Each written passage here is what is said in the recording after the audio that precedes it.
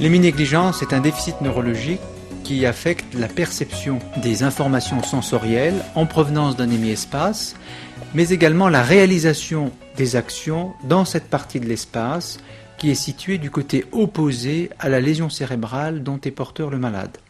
Des tests cliniques basés sur la copie de dessin mettent en évidence l'héminégligence. Lorsque l'on demande au patient de barrer chaque trait de cette feuille, il le fait de droite à gauche et de manière très incomplète. À la dictée, il n'utilise que la partie de la feuille opposée à sa négligence. Il fait de même pour placer les chiffres sur le cadran de l'horloge ou sur une fleur dessinée de mémoire. Pour ces patients, une nouvelle perspective de rééducation est aujourd'hui accessible, moyennant quelques conditions. Il faut poser un bon diagnostic, il faut évaluer précisément la sévérité du trouble et ensuite se mettre dans de bonnes conditions pour proposer la rééducation. Alors différentes techniques existent. Les plus anciennes reposent sur l'idée qu'il faut attirer l'attention du sujet du côté de l'espace où il néglige. D'autres techniques plus récentes se sont développées, reposant sur l'action et à partir des preuves d'adaptation visio-motrice. C'est le cas de la technique d'adaptation prismatique. On sait que les patients qui présentent une héminégligence ont en quelque sorte un décalage de l'ensemble de leur représentation vers la droite, lorsqu'il s'agit d'une négligence gauche en tout cas, et c'est à peu près, de façon très générale, ce qu'on peut produire avec les lunettes prismatiques, c'est-à-dire qu'on décale la perception visuelle dans une direction, en l'occurrence vers la droite, et on s'est posé la question de savoir si les patients, en luttant contre les lunettes, pourraient aussi lutter contre la maladie, en faisant une analogie très rapide entre ce qu'est cette maladie, un décalage vers la droite, et ce que peut générer la déviation prismatique.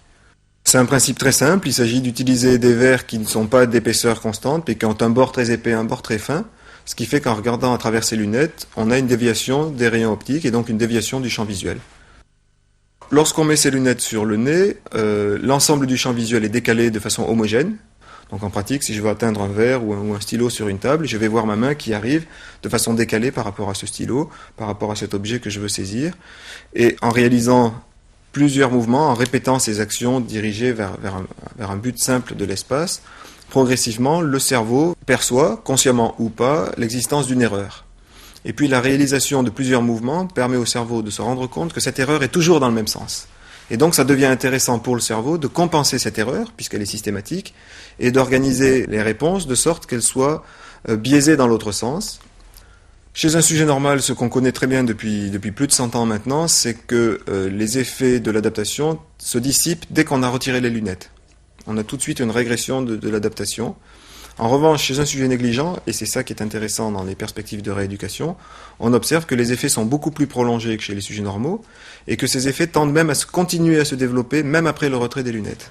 Alors c'est une méthode qui est simple, qu'on peut réaliser dans un service, éventuellement même en cabinet libéral. Par contre, cette méthode exige beaucoup de rigueur dans sa réalisation. C'est la rigueur qui conditionnera les résultats thérapeutiques. Vous allez vous installer sur cette chaise le plus au fond possible. Très bien. Et vous allez vous rapprocher pour avoir le ventre qui touche la table. Très bien. Je vais centrer la planche en face de vous. Et vous allez poser votre menton sur la tablette. Vous installez bien à bonne hauteur.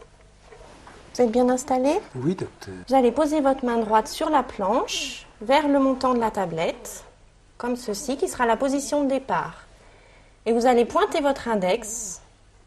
Très bien. Il ne faut pas que vous voyiez votre main en position de départ. Le patient doit simplement se positionner sur une tablette et puis réaliser une centaine de mouvements vers des points qui sont présentés devant lui.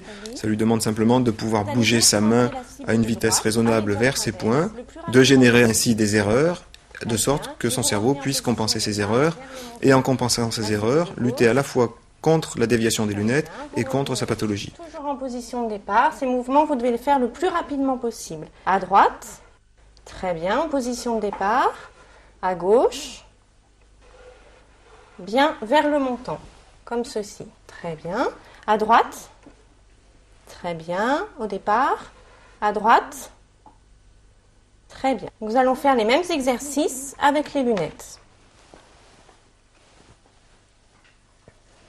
sont bien ajustés? Oui, docteur. Alors, nous allons cibler à droite. Vous pointez, très bien. Revenez bien au départ, pour pas que vous ne voyiez votre main au départ du geste. À gauche, très vite. Revenez au départ. À droite, très bien. À droite, très bien. À gauche, allez, encore plus vite. Très bien, au départ. À gauche. Pendant qu'on a les lunettes, Très vite. c'est Très le bien. cerveau À compense droite. le décalage des lunettes. Il va donc générer À droite. en quelque sorte des erreurs en sens opposé des Très bien. lunettes À qui vont gauche. faire en sorte que si on fait la Très somme bien. des deux Très erreurs, vite, à on gauche. obtient une précision du geste Très bien. comme À dans les gauche. conditions normales. Donc le cerveau a complètement Très bien, allez, plus compensé vite à droite. les erreurs dues Très bien, à aux droite, lunettes plus vite. prismatiques. Très bien, à Et puis gauche. si on continue d'agir, Très bien, le à cerveau gauche. va développer une adaptation en profondeur progressivement qui va permettre de véritablement obtenir non seulement une compensation mais une adaptation. Et cette adaptation, lorsqu'on enlève les lunettes, on peut l'observer sous la forme d'erreurs qui vont apparaître en sens inverse de la déviation prismatique. Très bien, à gauche. Très bien. Vous allez fermer les yeux. Je vous enlève les lunettes. Ouvrez les yeux. Vous regardez la cible de droite. Fermez les yeux et vous venez pointer. Très bien. Ouvrez les yeux. Vous regardez la cible de gauche. Fermez les yeux et vous pointez. Revenez au départ. Très bien. Ouvrez les yeux, regardez la cible de droite. Fermez les yeux, vous venez pointer, vous revenez au départ. Très bien. Ouvrez les yeux, regardez la cible de gauche. Vous fermez les yeux et vous pointez. Très bien. Ouvrez les yeux. La séance de rééducation est terminée. Merci, docteur. L'amélioration qu'on observe, si la technique a été bien réalisée, est immédiate, dès que le patient enlève les prismes. Souvent, on observe une amplification de l'effet 1 heure plus tard, puis 24 heures ou dans certains cas plusieurs jours. À l'heure actuelle, on se rend compte que certains patients avec une seule séance de rééducation peuvent présenter des effets bénéfiques qui dépassent le mois, qui dépassent la durée d'un mois. Certains autres peuvent redevenir négligents en quelques jours. Ce qui veut dire qu'on est obligé d'ajuster le traitement en fonction des patients et en fonction de la façon dont les patients réagissent à ce traitement. Ces résultats peuvent être évalués sur le comportement du sujet et sur les tests neuropsychologiques qui permettent de mesurer le pourcentage d'amélioration. On peut répéter cette technique de rééducation plusieurs fois dans le mois par exemple. En résumé, pour bien pratiquer cette technique de rééducation par adaptation prismatique, il est indispensable de respecter ces quelques points clés.